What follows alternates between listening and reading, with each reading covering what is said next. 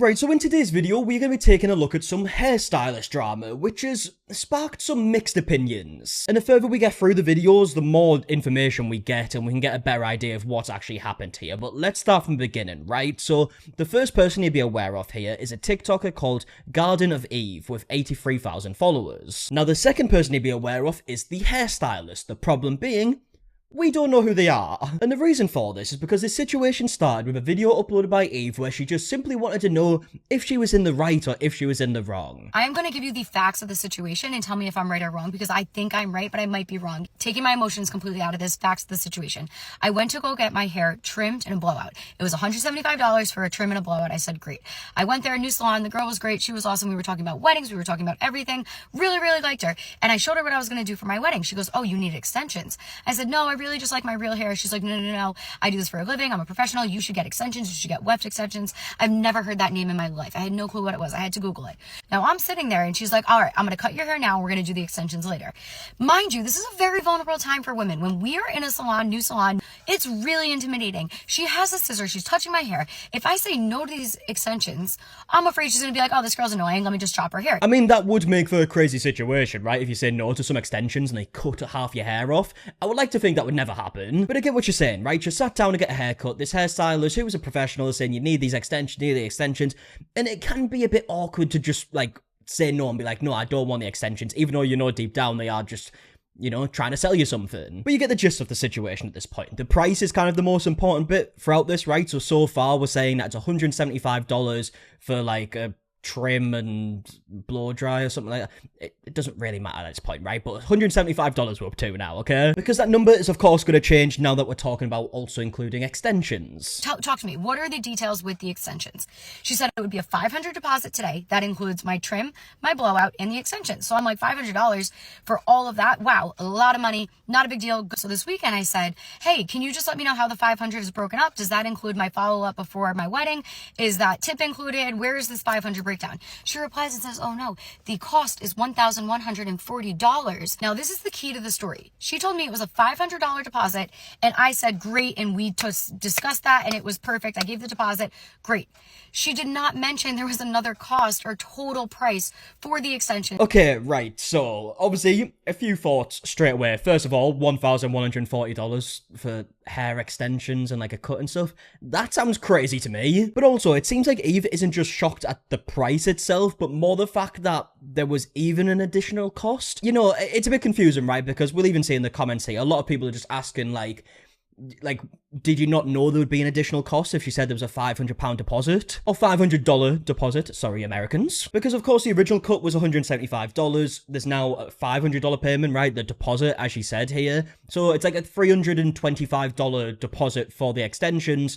And obviously, with it being a deposit, you would probably expect there to be an additional cost. Now, where it does get a bit sketchy here, because obviously we weren't there, so we don't know how the conversation went, but from everything that we're seeing here, it feels like Eve wasn't told what this, like, final price was going to be. Which, I mean, if you are going to be paying a deposit for something, you should probably be told what the final price is going to be, and you also should probably ask what the final price is going to be, to be fair. Especially if we're just going to decide whether you can get the refund or not once you find out the final price, just based on a conversation, like nothing being signed, according to Eve here. But because she said yes to it in a conversation and did pay the $500 deposit, you'll see later on that this hairstylist isn't exactly in a rush to give Eve her money back. Backman's like, oh, I'm so sorry, I need to cancel.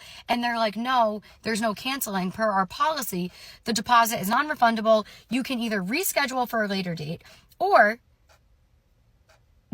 we have your money.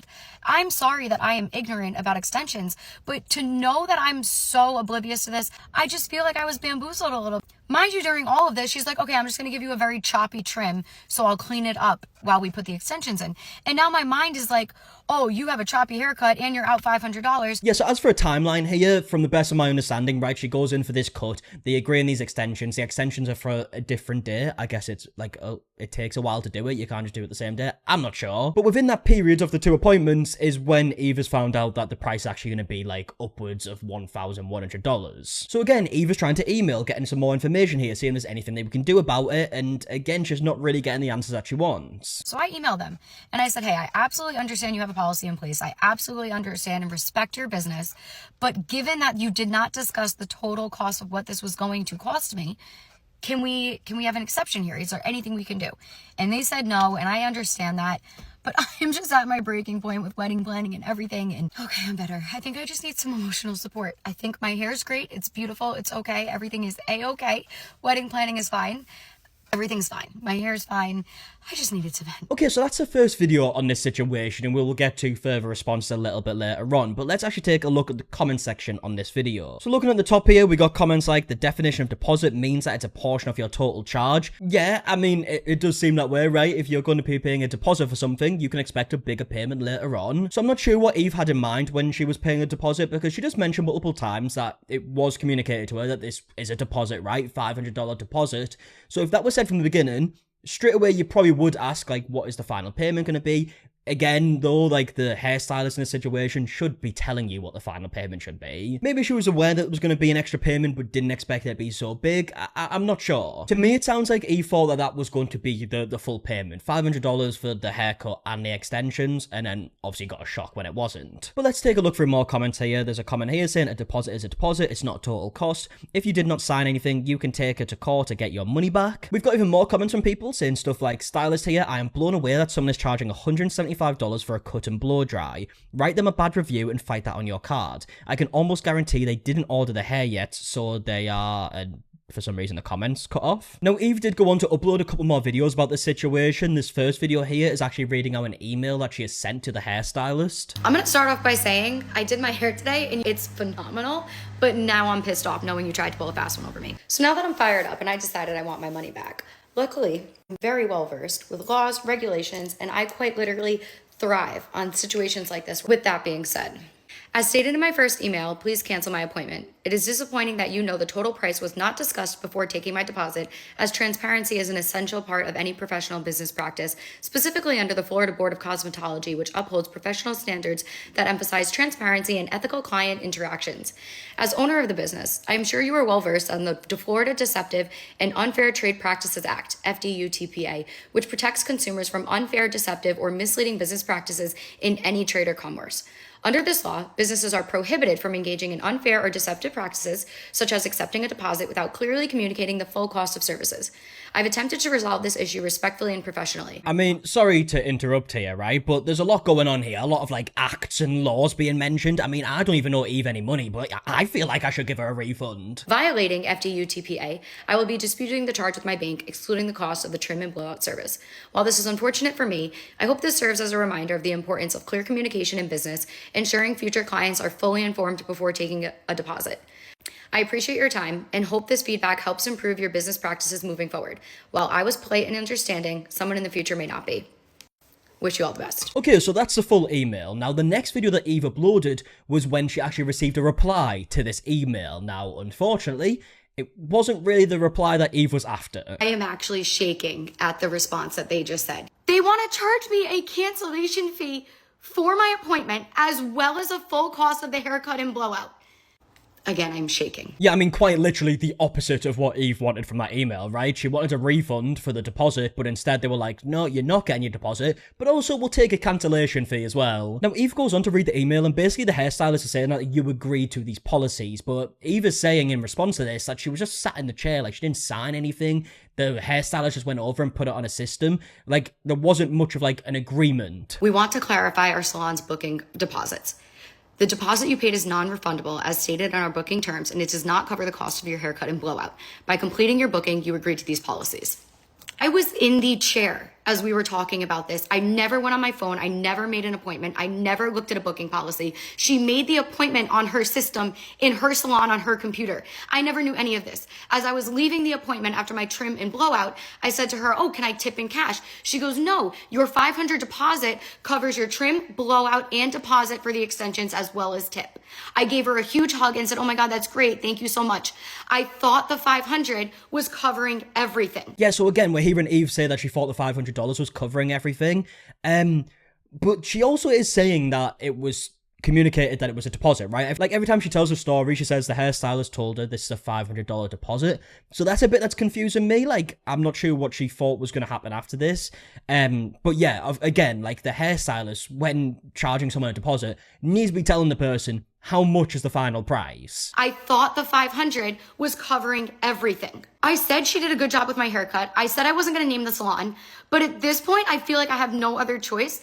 I didn't think this was going to be an issue, but I'm in Tampa Bay. If anyone is a hairstylist, lawyer, or anyone that can help me out in this situation, please give me some information, because I can't even believe a business would put this in writing. Okay, so that is Eve's final video on the situation. Up until now, it's the most recent video, but she is asking people in the area, like, if there's any lawyers or hairstylists or whoever that can help her. Now, legally, I would actually love to hear a lawyer's, like, opinion on what has been happening here to see, like, what can actually happen legally. Because yes, usually a deposit means that if you don't pay the final amount and you don't go through with the deal, that you don't get your deposit back. But also if there's not a deposit in writing, like she hasn't signed anything, she hasn't like physically agreed to something in writing, I don't know how that would work. Now, obviously the business is trying to keep that money, but legally, if this did go further, like small claims court or whatever, I do wonder kind of what would happen here. Okay, so new update since I recorded what you've been watching, because Eve has now uploaded 3 new videos with new information in it. We're going to focus on the key bits because a lot of it is stuff that we've already heard, but this time we're actually seeing some proof here. Like, we're seeing some messages, we're seeing some screenshots. So she starts off by saying not only is she getting scammed, she is also getting gaslit, and she has all the proof. Part 5 of being scammed and gaslit. And yes, I am adding gaslit at this point because after everything I'm about to show you, I have receipts, timeline proof, screenshots. I pulled everything together, start to finish of this situation. And if you don't think I'm being gaslit, I'm not going to say her name. You can figure it out through this story. Okay, and then she goes on to explain how she booked it. She shows messages. These are just kind of like your normal messages saying like, I want to book an appointment, blah, blah, blah, blah, blah. We then see the price of the luxury cut and blowout that she ended up paying for, which is $175. Eve then reads the description of this service, which specifically says that the hair will be styled, and she says that never happened. Here's the description of that service. A blowout luxury shampoo and conditioner and styled hair for the week. This is a video of me and my fiance dancing when I got home from the salon, February 15th at 2 p.m. Does my hair look styled at all? No, she blew it out and that was it. Eve then goes on to explain how she was first told about this $500 deposit. She's telling me about the deposit. She said it's going to be $500. I'll come back. She'll put them in. It'll be 45 minutes. I'm saying, great. Okay, awesome. So after that appointment, I said, hi, quick question for next week. Is the total $500 deposit for the weft and touch up a few weeks before the wedding? How was the $500 broken down? Balance owed is $1,140 for your install. Everyone's saying, how did I not know? Because she told me it was total everything. She said $500 is the total. Okay, so what I'm gathering from all of this is that Eve seems to have believed that deposit means just kind of like paying up front, but paying the full thing up front. But realistically, 9 times out of 10, if someone is saying that you're paying a deposit, it usually means you're going to be paying for something later on. But of course, Eve hasn't took it that way, right? She has took it as it's $500 in total, and deposit is meaning that I'm going to pay it now and I don't have to pay anything later. Which, I mean, okay, right, she's misunderstood it. But I mean, even then, surely as like the hairstylist in this situation, you have to then explain like what the full price is going to be, right? Also, when we look at the salon's reply here, it actually says balance owed is $1,140 for your install. So it's not just $1,140 in total, that is the balance owed still. So add an extra $500 that's already been paid on top of that. So we're talking about a $1,600 service at this point. But you can see by Eve's reply, she's saying stuff like, I'm so sorry in advance, but I do not have the money with the wedding and everything going on to add another $500 on top of the deposit. I don't think it would be an extra $500. It would be an extra $1,140 from what I'm understanding here. Now in the second video, Eve is reading through some of the emails here. One of the emails is saying like, you did book it. Like, you've got to accept that you've booked this appointment. To which Eve replies saying she didn't book it. She stayed in her seat and the hairstylist booked it. Completing your booking, you agreed to these policy. Pause. I never booked this appointment. I never booked this appointment. She booked this appointment on her behalf. I never read terms. I never read services. I never read deposits. I never read anything about extensions. I was in the chair as she booked this appointment and I have the emails to prove it. There's the appointment I booked, February 12th. Yes. February 14th, you have an upcoming appointment. February 15th, your appointment has been scheduled. We're going to click into that soon. February 15th, nice seeing you. February 24th, please confirm your appointment. I never even confirmed the appointment that she booked. And they sent me that confirm your appointment after the Instagram message. I'm going to pull up the time. So mind you, she saw my message at 12 o'clock on Instagram and emailed me at 4 o'clock with a reminder to confirm my appointment. So let's look at these appointments. Look at the difference. February 15th, I booked this appointment. I have an appointment with who, where, location. Look at the one she booked. Your appointment is scheduled. Okay, right, so as Eva's saying here, she never confirmed the booking, right? And that confirmation, I believe, It's just like what happens when you book most things, right? Like a day or two beforehand, they will ask you to confirm it. We literally spoke about a situation, talking about this like confirmation stuff a little while ago. Now, what seems like has happened here is that this booking is something that has been verbally agreed between Eve and the hairstylist. According to Eve, the hairstylist hasn't been honest with how much she's going to have to pay, and the hairstylist has booked it in herself. Eve hasn't actually like physically went over and signed anything. In my head, the way that Eve's explaining this, I'm thinking like the hairstylist is like stood there with like an iPad, or she's went over to the till and just speaking to Eve, saying, do you want me to book this in? What date? I'll book it in now. That's what I'm imagining, and obviously Eve has said that she didn't know the total price, and she also didn't like sign anything or confirm anything physically. Now in the third video, Eve explains how she sent a timeline of events to the salon to try and like plead a case, I guess. I could not have been more clear. I said, hold up. I want to be very clear about the timeline and circumstances regarding my appointment. On Monday, this happened. I did not personally book or sign my name. At no point during our conversation did you discuss the cost. I was leaving. She verbatim stated $500 covers the trim, blowout, deposit, as well as tip. She never mentioned anything else. This is where the gaslighting comes in. Read this message. When you schedule your appointment, you agree to our booking policies. I already told them I didn't book that appointment. That were clearly outlined on our booking site. This included all relevant details regarding your service, required deposit, and appointment terms. No, it didn't.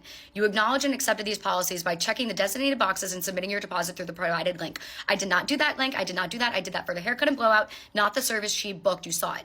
You also received a deposit for the charge. There is no charge for the actual services rendered on that day, which were a haircut and blowout.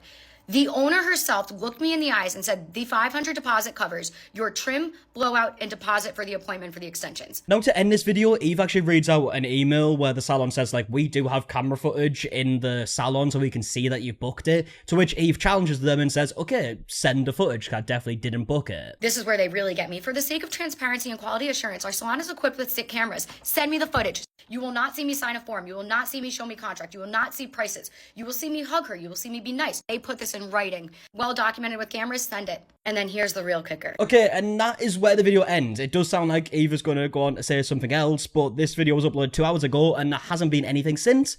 So I think that is all the updates. I would love to know your thoughts in the comment section down below. Maybe there'll be a part 2 to this video. Let me know if you'd be interested in seeing that, because it does seem like we're probably going to find out some more information as the days go on.